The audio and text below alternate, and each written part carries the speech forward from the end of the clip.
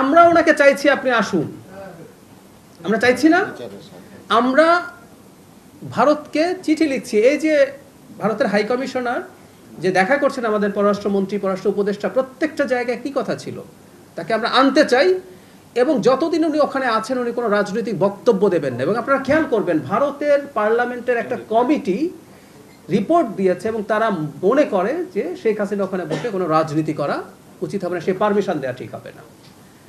তো সুতরাং এটা খুব হাস্যকর লাগে, যাকে আমি ধরে আনতে চাই পারলে, কারণ আমাদের তো চুক্তি আছে, যে বিনিময় চুক্তি, আমি ওনাকে ধরে বেঁধে আনতে চাই। উনি বলছেন আসবেন, তো আসুন, আমরা প্রস্তুত আছি।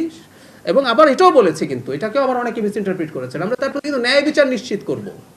দ্যাট মিনস আইনগত যা উনি তো অবশ্যই গ্রেফতার হবেন, উনি মৃত্যুদণ্ডপ্রাপ্ত আসামি। উনি গ্রেফতার হওয়ার পরে ওনার যা আইনগত অধিকার উনি সেটা এক্সারসাইজ করুন, লয়ার আনুন, ফাইট করুন, ডিফেন্ড করুন।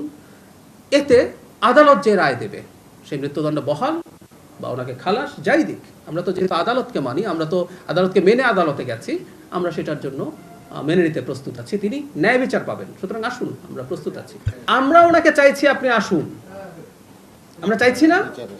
আমরা ভারতকে চিঠি লিখছি, এই যে ভারতের হাই কমিশনার যে দেখা করছেন আমাদের পররাষ্ট্রমন্ত্রী, পররাষ্ট্র উপদেষ্টা, প্রত্যেকটা জায়গায় কি কথা ছিল, তাকে আমরা আনতে চাই।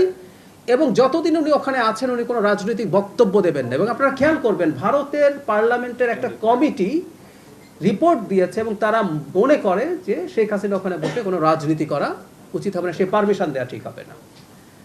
তো সুতরাং এটা খুব হাস্যকর লাগে, যাকে আমি ধরে আনতে চাই পারলে, কারণ আমাদের তো চুক্তি আছে, যে বিনিময় চুক্তি, আমি ওনাকে ধরে বেঁধে আনতে চাই। উনি বলছেন আসবেন, তো আসুন, আমরা প্রস্তুত আছি। এবং আবার এটাও বলেছে, কিন্তু এটাকেও আবার অনেকে মিস ইন্টারপ্রিট করেছেন, আমরা তার প্রতি কিন্তু ন্যায় বিচার নিশ্চিত করব। দ্যাট মিনস আইনগত যা উনি তো অবশ্যই গ্রেফতার হবেন, উনি মৃত্যুদণ্ডপ্রাপ্ত আসামি। উনি গ্রেফতার হওয়ার পরে ওনার যা আইনগত অধিকার উনি সেটা এক্সারসাইজ করুন, লয়ার আনুন, ফাইট করুন, ডিফেন্ড করুন।